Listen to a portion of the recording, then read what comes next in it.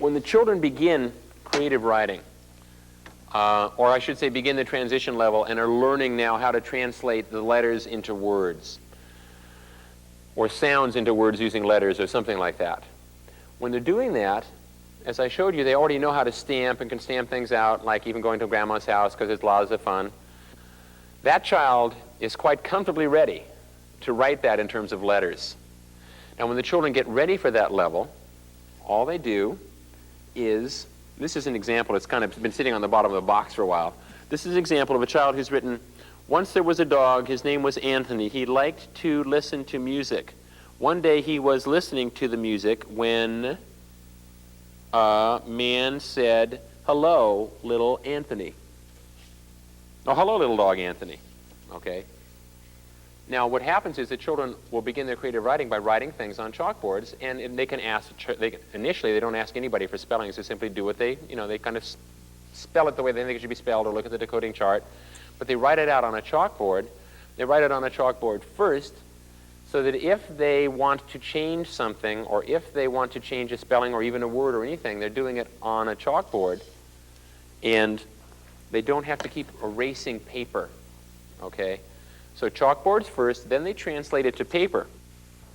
I'm going to read you some examples of creative writing, and then Joni can read you some too, and then actually it might be easier if I read them some, then you read them some, and then they can ask questions of both of us, and then you don't have to be put quite on the spot. That's a good idea. Okay, there's a semi-off the spot for Joni.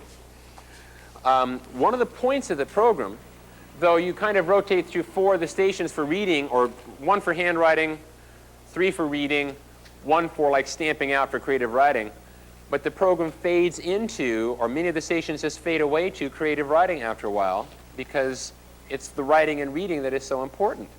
I'm going to read you some examples of children who have transitioned out of the program and written things. This is a book that they put together called Bubbles. And this is a bubble thing. It's a story about bubbles by Megan. I have some bubbles, and they glitter in the sun when I blow them. When it's not sunny, they won't. Sometimes they play with their friends. Now this is Megan, or this is Megan's writing.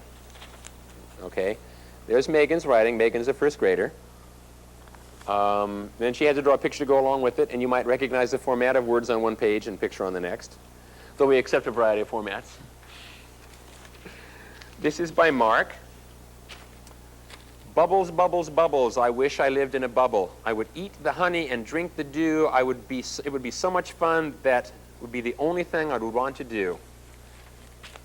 This is his little story, and he's inside the bubble. And it says, wow, yum. And then it says he's naked, ha-ha. And this is, once upon a time, I'm not sure if he knew all that was one word or not. Once upon a time, there was a boy that lived in a bubble, and his name was Jack. One day he went to seek his fortune. It was very tiring. He laid down. While he was sleeping, a cat came with a box. He put Jack in it. He threw it up in the air. He screamed. He tried to get out, but woke up. It was a dream. And this is Jack and his various adventures, being in the box and so on. Now, see, the children doing this are doing them on the chalkboards first. And by the way, in some cases, like sometimes the spelling's corrected when the teacher can do it and stuff like that. I mean, corrected on the chalkboard at the chalkboard level where you say, oh yeah, meat is spelled with the second spelling of E. All right, little things like that, because you have a frame of reference for saying, oh yeah, sometimes that's spelled like, sometimes meat is first spelling in stars, and sometimes it's second spelling. You know, it's kind of hard to know which way it is sometimes. You just have to kind of ask sometimes, or just put it the way you think it is and have it checked later, because this guy had done fortune on his own.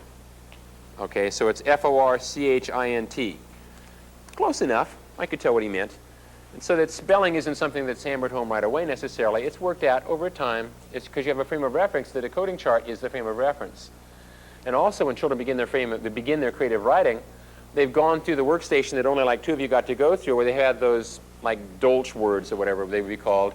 You know, the sight words of in and the and only and stuff like that. And only I couldn't spell till much later in life anyway.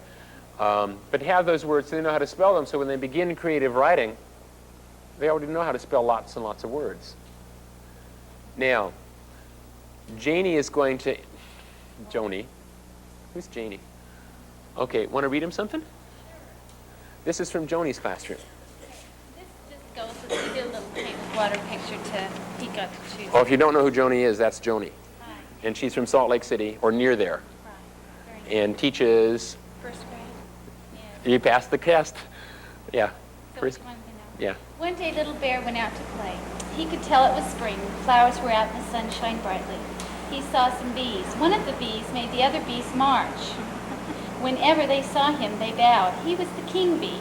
The king bee had a jar of honey in his hand. Little bear played with the bees. You are nice, they said. You can have this jar of honey to eat. Have this honey for lunch. Little bear said goodbye, and little bear went home. One day it rained rocks. I went outside and one hit my head. So I went to get my umbrella. The rocks broke my umbrella, so I made a tin umbrella.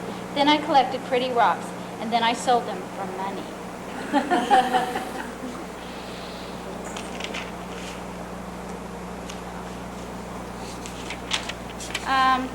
Me and my friends made a snowman. We couldn't find a hat for the snowman to wear. Then we saw a hat. The wind was blowing it. We grabbed it and put it on his head. We saw his arms move, then his legs started to move. Then he started to dance. He played with us. He had a corncob pipe and a button nose and two eyes made out of coal. This was from a Bill Martin book. Brown bear, what do you see? She said, I see a red cat looking at me. He only eats red bees and sometimes got stung. But when I'm around, he won't get stung. The cat lived in a red haystack. For dessert, he eats red flowers. Sometimes he puts on blue paints and looks very, very funny. After dessert, he climbs a tree and jumps head first and bumps his head and lands with a big thud.